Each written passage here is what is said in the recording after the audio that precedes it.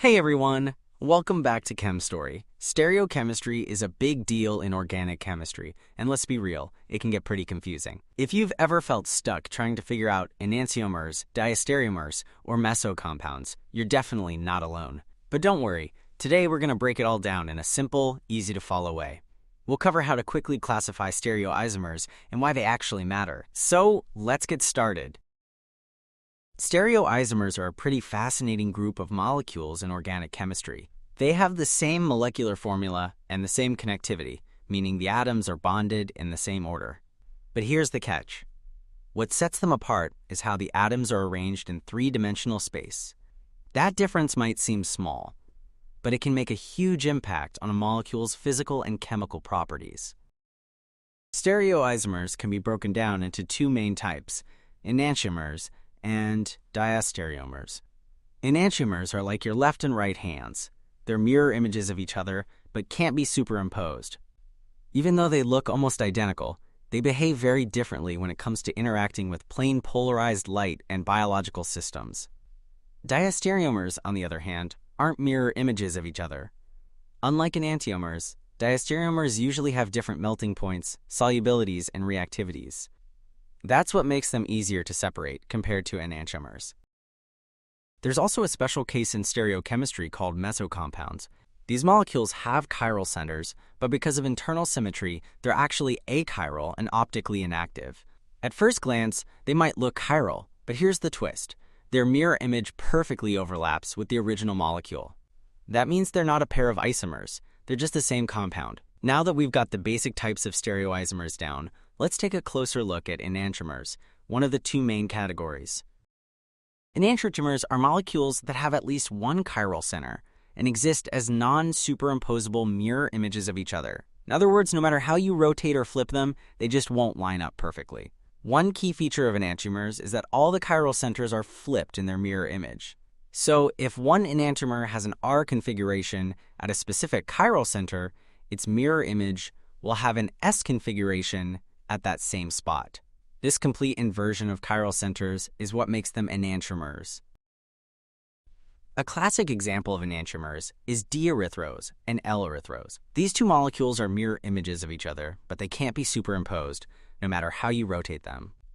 Diaerythros has the 2R, 3R configuration, while L-erythros has the 2S, 3S configuration. That complete inversion at all chiral centers is exactly what makes them enantiomers. Alright, now let's move on to diastereomers and see how they're different. Diastereomers can be divided into two main types. The first type is geometrical isomers, which form because of restricted rotation around a double bond or within a ring structure. A common example is cis-trans isomerism in alkenes, where the relative positions of substituents differ around a rigid double bond. For instance, cis-2-butene and trans-2-butene have the same molecular formula, but their methyl groups are arranged differently in space.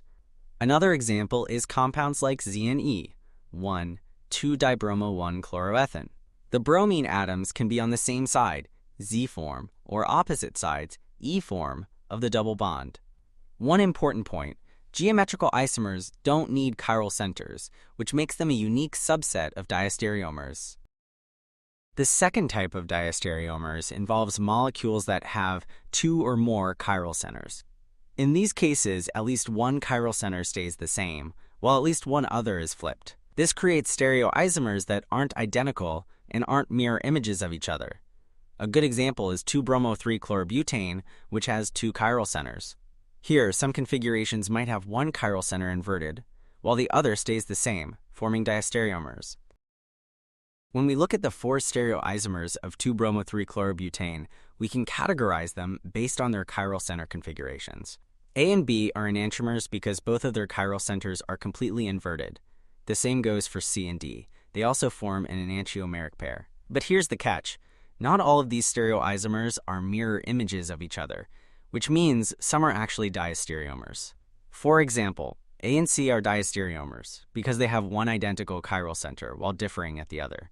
The same relationship applies to A and D as well as B and C, where only one chiral center is flipped. Now that we've covered diastereomers, let's dive into meso compounds, a unique case in stereochemistry. Meso compounds are pretty interesting because they have chiral centers but are actually achiral. That might sound a bit confusing at first, but here's why. It's due to their internal symmetry. Even though they contain chiral centers, the molecule itself doesn't show chirality. That's different from molecules that are achiral just because they don't have any chiral centers in the first place. Another important feature of meso compounds is that they don't exhibit optical activity. Why? Because their mirror image is superimposable on the original molecule. In other words, they look exactly the same as their mirror image, so they don't rotate plane polarized light.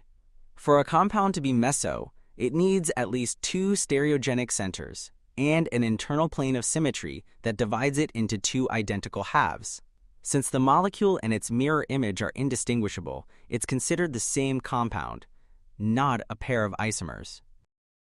Another cool feature of some meso compounds is that they can also have inversion symmetry, also known as a center of symmetry. This means that if you reflect every atom through a central point, the structure stays exactly the same. When a molecule shows this kind of symmetry, it's another clue that the compound is meso.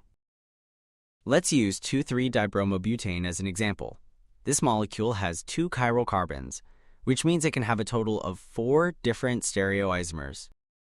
Compounds A and B are mirror image isomers, so they're enantiomers because all their chiral carbons have opposite configurations. But what about C and D? Do they follow the same pattern? At first glance, C and D might look like enantiomers too, since all their chiral centers are opposite. But when we take a closer look at their structure, we notice something important. There's an internal plane of symmetry running right through the molecule. That symmetry makes C and D superimposable, which means they're not enantiomers. They're actually the same compound. Since this molecule has chiral centers but doesn't show chirality, we classify it as a meso compound. To get a better handle on meso compounds, let's check out a few more examples. In this slide, we're looking at meso compounds within monocyclic ring structures. If you take a closer look, you'll notice they all have something in common. Each chiral carbon has opposite R and S configurations on either side of the symmetry plane. That's exactly what reinforces their meso nature. Bicyclic systems are also great examples of meso compounds. What really sets them apart is the presence of an internal symmetry plane. That's the defining characteristic. No matter what the molecular framework looks like, the key to being meso is having internal symmetry, with chiral centers showing opposite configurations across that symmetry plane. All right, let's take a closer look at compound A and figure out how to identify meso compounds with inversion symmetry. In this case, we already know that compound A is meso because of its inversion symmetry, but let's break down the steps to understand why. Keep in mind, this same approach works for any unknown molecule. The key is to follow the same principles to determine its stereochemical nature. Structurally, compound A has 2 chiral centers, but doesn't have a mirror plane. At first, that might make it seem like a chiral molecule. But to really confirm whether it's chiral or achiral, we need to compare the original molecule with its mirror image. The first step in identifying a meso compound is always the same. Draw its mirror image. Once we have that, we check whether the mirror image can be superimposed on the original structure. To do this, we might need to adjust its orientation, making sure the substituents and functional groups line up correctly. This usually involves rotating the molecule in the plane or around a specific axis. Now, here's the interesting part. If we take the mirror image of compound A and rotate it by 180 degrees along an imaginary horizontal axis, something cool happens. All the substituents and functional groups line up perfectly with the original molecule. When we compare the two structures, we see they're identical. Since the mirror image perfectly overlaps with the original, the molecule is a chiral. It doesn't form a pair of enantiomers. That's why we classify it as a meso compound. Now, here's something important to remember. All molecules with inversion symmetry, or a center of symmetry, have a common structural pattern. Every atom is positioned at the same distance from a central point, but in the opposite direction relative to that point. Plus, the spatial orientation of each atom or functional group is flipped. That means wedge and dash notations are reversed accordingly. If a molecule meets all these conditions, it has true inversion symmetry. Now that we've explored different types of stereoisomers, let's go through a simple step-by-step method to figure out the stereoisomeric relationships between two molecules. By following this process, we can systematically classify them as constitutional isomers, enantiomers, diastereomers, geometrical isomers, or Meso Compounds. First, we need to check whether the molecules have the same molecular formula and connectivity. If they don't, they're considered constitutional isomers, meaning they have different atomic connections. But if the connectivity is the same, we move on to the next step to see if they're stereoisomers.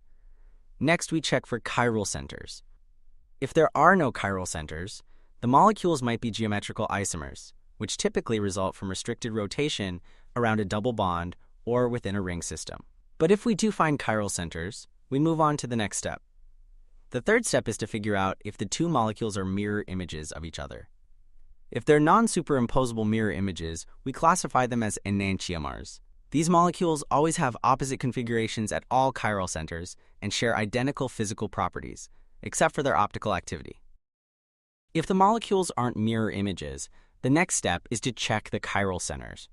We see if at least one chiral center has the same configuration, while at least one is opposite. If that's the case, the molecules are diastereomers. Finally, we look for internal symmetry.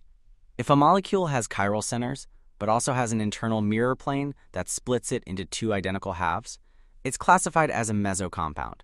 Meso compounds are unique because, even though they have chiral centers, they're actually achiral and optically inactive. By using this structured approach, we can efficiently classify stereoisomers and understand their relationships. And that's a wrap for today's lesson. We've covered enantiomers, diastereomers, and meso compounds, breaking down how to classify them step by step. Stereochemistry is a crucial part of organic chemistry, especially when it comes to real-world applications like drug development and reaction mechanisms. I hope this lesson made these concepts clearer. Keep practicing, keep asking questions, and you'll get even more confident with stereochemistry. Thanks for watching, and I'll see you in the next lesson.